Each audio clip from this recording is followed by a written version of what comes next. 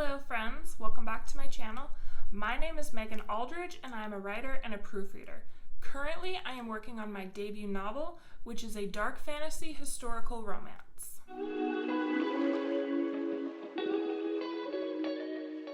Today I'm going to talk about how to be a good critique partner. A critique partner is someone you work with one-on-one. Usually you will swap manuscripts and give each other feedback in the early stages of your manuscript.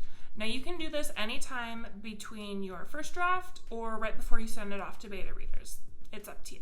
I have worked with numerous critique partners and have come to learn what does and does not make a good critique partner. So here are 10 ways you can be a CP that other writers love to work with. Number 1, stick to the schedule. You and your critique partner get to set your own schedule, so make sure it's something you know you can stick to.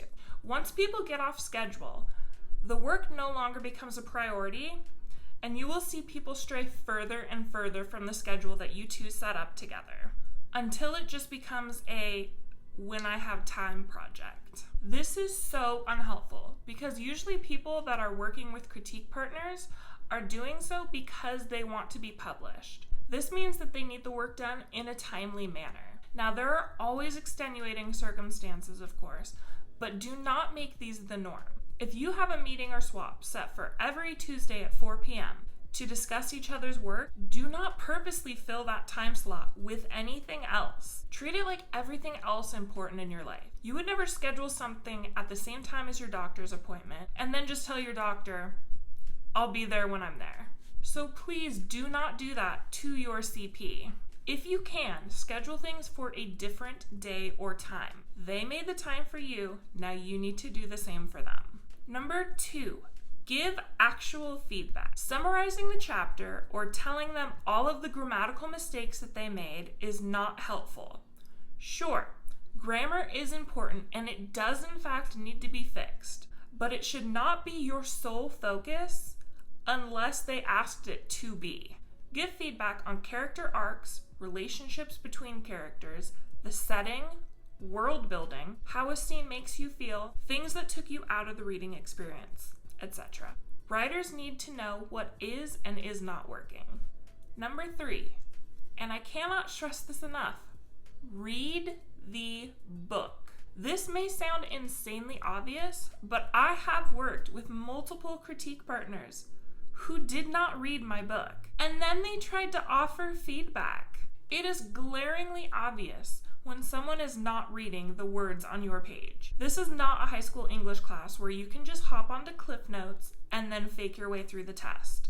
If you don't want to put work into this process, do not sign up to be a CP. Number 4, do not try to make their work your work. Everyone has their own style, which is what makes writing and reading so much fun. Correct things like plot holes or MCs who are boring. Don't try to change the plot itself or dream up new characters or storylines that you think would be cool to have. You are there to give feedback on their story, not to make the story yours. Number 5, set expectations before you start working together. What are they looking for? If they want you to focus on plot, but you're only giving feedback on characters, that's not helping anybody, and it's a waste of your time and their time. How soon do you want to finish the project? Are you going to go through multiple drafts together, or just look at the first 10 chapters? You need to know these things up front to avoid all sorts of headaches. If you fall off of your original agreement and your CP politely points out something that you need to fix it. Number 6, listen to feedback. If someone is telling you that a part of your story is not working, consider if they might be right. Don't jump down their throat and tell them how wrong they are for their suggestions. They're not going to want to give you any more suggestions. It is entirely possible that your CP is wrong in what they're telling you, or that it's just a personal preference and you may not need to address that. Write it down and see if another CP or even beta readers are saying the same things. If you decide to ignore what multiple people are telling you is a problem in your story, you're not going to like the reviews you receive from actual readers. Number 7, answer specific questions that your CP has for you.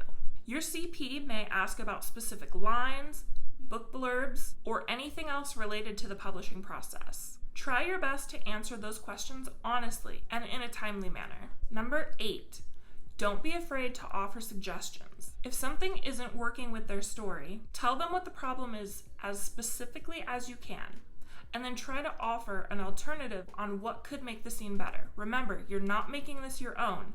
You're helping them improve upon their own story. For example, if someone has used the word felt over and over, give them an example on how they could rewrite the sentence to make it more showing instead of telling.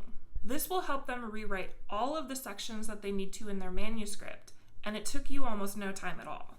Number 9, don't give feedback if you don't know what you're talking about. I have had many CPs try to correct grammar in my manuscript, and most of these suggestions are flat out wrong. Now, I am a professional proofreader, but that doesn't mean that I'm perfect. Nobody's perfect, and even proofreaders need a proofreader. But if you don't know what you're talking about with grammar, please do not offer grammatical suggestions. If someone is asking you to focus on plot and you've marked up their entire page with grammatical errors that are non-existent, this is not helpful to anybody. This goes for any other weak point in your skill set. Your partner is there for you two to work off of each other's strengths and build up your own weaknesses, not the other way around. And number 10, give positive feedback. Writers need to know what they're doing right in their manuscript as well as what they're doing wrong. If all you do is tell them the bad stuff, they're probably going to feel like the entire book is wrong, and they won't know how to apply the things that they've done right to the other sections of the book. Positive feedback is just as important as the constructive criticism. So that's what I have for you. Remember, this process is a partnership, and you should expect out of it what you put into it. If you found this video helpful, don't forget to give it a like and subscribe. I'll see you next time. Bye.